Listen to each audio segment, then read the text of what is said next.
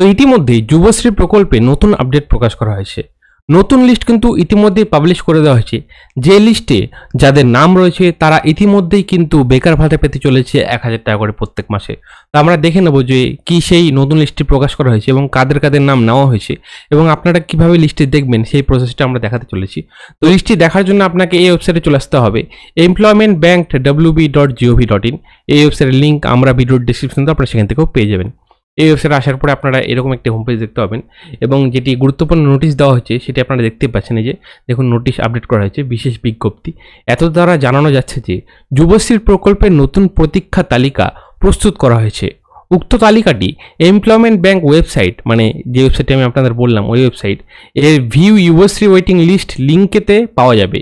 যে সব কর্মপ্রার্থীগণ এই তালিকায় অন্তর্ভুক্ত রয়েছেন তাদের আগামী 11/6/2024 হইতে 7/7/2024 তারিখের মধ্যে আবেদনপত্র এমপ্লয়মেন্ট ব্যাংক ওয়েবসাইটে সাবমিট অ্যানেক্সার 1 লিঙ্কে অনলাইন জমা করে প্রিন্ট আউট নিয়ে সংশ্লিষ্ট এমপ্লয়মেন্ট এক্সচেঞ্জ অফিসে ভ্যালিডেশনের জন্য অ্যানেক্সার 2 সহ আগামী 8/7/2024 তারিখের মধ্যে জমা করতে হবে। অ্যানেক্সার 2 ফর্মটি এমপ্লয়মেন্ট ব্যাংক ওয়েবসাইটে যুবশ্রী সাবমেনুতে পাওয়া যাবে। যুবশ্রী প্রকল্পের সমস্ত শর্ত পূরণ করলে তবেই আবেদনকারী এই প্রকল্পের সুবিধা পাওয়ার জন্য বিবেচিত হবেন। যুবশ্রী প্রকল্পের প্রতীক্ষা তালিকার জন্য অ্যানেক্সার 1 অ্যান্ড অ্যানেক্সার 2 জমা করার বিস্তারিত নির্দেশিকা নিচের লিঙ্কে দেওয়া হলো।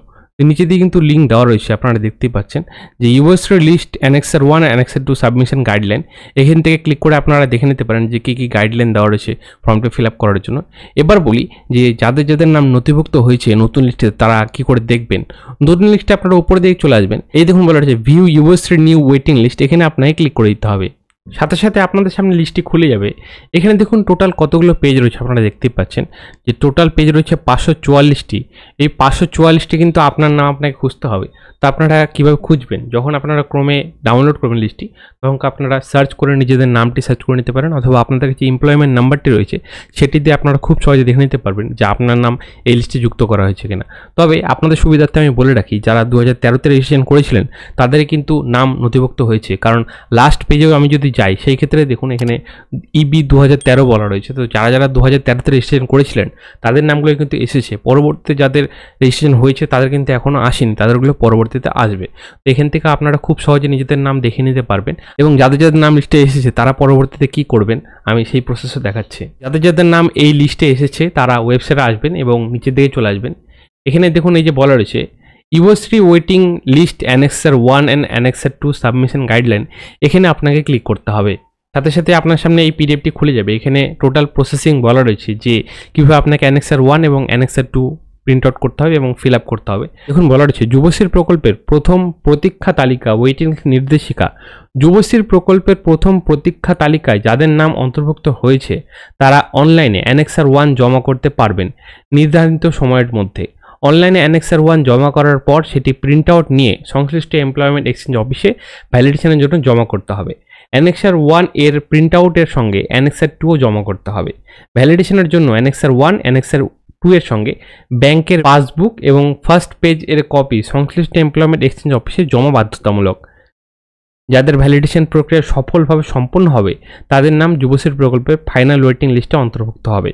যুবশ্রী প্রকল্পের কার্যকারী শূন্যস্থান অনুসারে তারা এরপর যুবশ্রী ভাতা পাবেন। এই ভাতা পেতে তাদের কিছুদিন অপেক্ষা করতেও হতে পারে যদি কার্যকারী শূন্যস্থান না থাকে। কার্যকারী শূন্যস্থান হলে এই সমস্ত কর্মপ্রার্থীগণ অনলাইন সিস্টেমের মাধ্যমে যুবশ্রী ভাতা পেতে শুরু করবেন। তার জন্য আর নতুন করে ফর্ম ফিল আপ করতে হবে না। অনলাইনে অ্যানেক্সার 1 ফর্মটি ও ভ্যালিডেশনের জন্য এমপ্লয়মেন্ট এক্সচেঞ্জ অফিসে প্রিন্ট আউট জমা করার তারিখ পেরিয়ে গেলে আর কেউ এই তালিকার জন্য বিবেচিত হবেন না।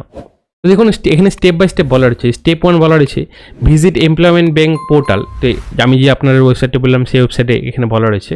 তারপরে বলা রয়েছে click to submit annexure form 1। Step 2 আপনাকে বলা রয়েছে। তারপরে আপনাকে স্টেপ 3 যেতে হবে log in through user ID এবং পাসওয়ার্ড। আপনার কাছে যে ইউজার আইডি এবং পাসওয়ার্ড ছিল সেটি আপনাকে এতে লগ ইন করে নিতে হবে। তারপর বলা হচ্ছে fill bank details annexure 1 and submit. তো আপনাকে অ্যানেক্সার 1-এ নিজের ব্যাঙ্ক ডিটেলস ফিল আপ করতে হবে। তারপরের প্রসেস বলা হচ্ছে take print out and submit annexure 1। আপনাকে প্রিন্ট আউট করে নিতে হবে এবং অ্যানেক্সার 1 সাবমিট করে দিতে হবে। তারপরে দেখুন 6 নম্বর কি বলা হচ্ছে submit print out of annexure 1 along with annexure 2 in concern employment exchange within stipulated time frame for validation। তারপরে দেখুন বলছে keep the copy of the print out of the annexure 1 for further reference. তো আপনাদের কিন্তু log in করতে হবে, আপনার যে ইউজার আইডি এবং পাসওয়ার্ডটি ছিল সেটিতে আপনাকে এখানে লগ ইন করে নিতে হবে।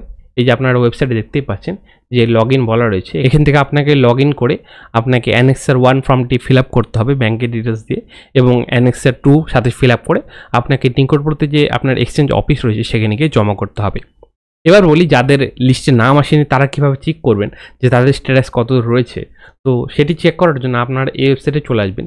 এখানে আসার পরে দেখতে পাচ্ছেন view status in final waiting list for Yuvasree, এখানে আপনাকে ক্লিক করে দিতে হবে এবং আপনার যে যুবশ্রীর আইডিটি রয়েছে ইবি দিয়ে যেটি শুরু, সেটি আপনাকে এই ইবির ঘরে বসাতে হবে। যে ঘরটি আপনারা দেখতে পাচ্ছেন এখানে আপনাকে আপনার যুবশ্রী আইডিটি বসাতে হবে, তারপরে এই ক্যাপচার কোডটি এখানে বসিয়ে আপনাকে সাবমিট অপশন ক্লিক করতে হবে।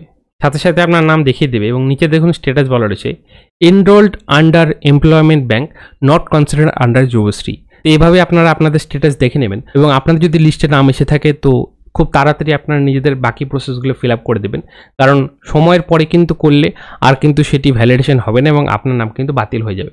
আর সব কিছু কমপ্লিট হয়ে গেলে আপনারা খুব সহজেই মাসে 1000 টাকা করে যুবশ্রী ভাতা পেয়ে যাবেন। তো আজকের এই ভিডিওটি এই পর্যন্তই। ভিডিওটি ভালো লাগলে ভিডিওটা অবশ্যই লাইক করে দেবেন।